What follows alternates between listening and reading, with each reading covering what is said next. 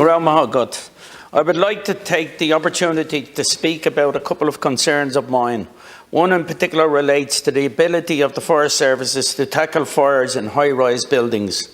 There are 9 habitable buildings in Dublin above 13 stories. There is the Alto Vetro, a 16-storey residential complex on the west side of Grand Canal Dock, which reaches a height of 51 metres.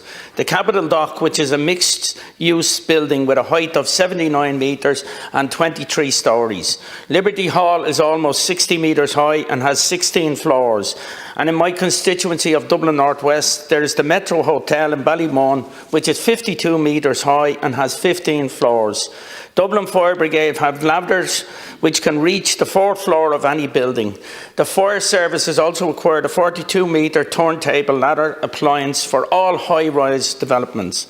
I'm aware that Dublin Fire Brigade train all operational firefighters and officers to deal with a full range of incidents, including fires in tall and complex buildings.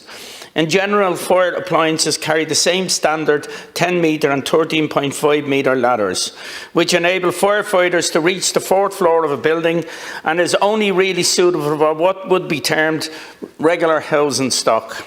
Dublin Fire Brigade receive fire safety certificate applications for planning applications. For each, the applicant must show that they are in compliance with regulations. The Fire Brigade can grant or refuse such applications.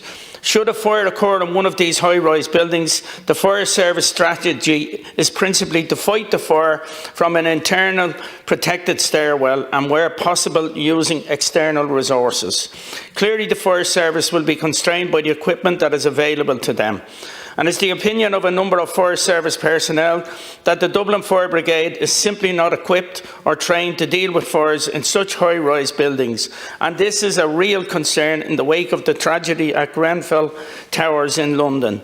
And closer to home, the fire in the Metro Hotel in Ballymun after a devastating fire on its 10th and 13th floors in March of 2018. The tallest ladders that the Fire Brigade have are 30 metres. This only allows the Fire Brigade to rescue people trapped on the 7th or 8th floor. What is equally concerning is that, according to members of the service, the Dublin Fire Brigade has only one set of equipment for tackling fires in high-rise buildings, and this equipment is kept at the Tara Street station. The fire service needs to be able to react and adapt to this rapidly changing city and have the resources and equipment to tackle emergencies and fires in existing buildings and proposed buildings and complexes. Experts have modelled responses by the fire service, and their models show that it takes a fire brigade 20 minutes longer to begin to tackle blazes that break out at 20 stories than those on the ground floor. So if you live on top of a high rise, you will have to wait at least another 20 minutes before you can be rescued, or for the fire service to put out the fire in your apartment. Tackling a fire in a high rise is a complex operation, from finding out where the fire is to who needs to be evacuated. Operationally, they will need to have the apartment manager present and have all access to all the keys for the building, and with the varying quality of the building and of the building materials in Dublin, the fire service has to work on the premise that it has to evacuate everyone from the building. This is a very challenging exercise, especially if there are people who are trapped more than 8 floors up.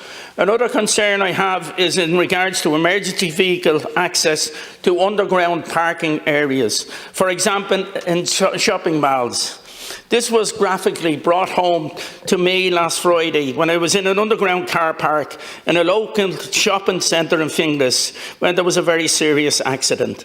A woman who was badly injured was left lying on the ground in the car park for just over 2 hours. She was in severe pain from her injuries. I rang the emergency services a number of times to get both the police and the ambulance services there.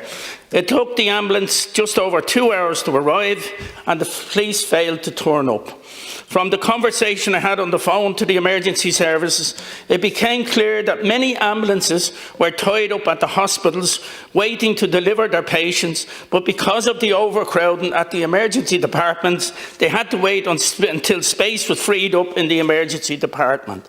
As a consequence, people such as the injured person I spoke about earlier had to wait a substantial amount of time before they could get to be seen.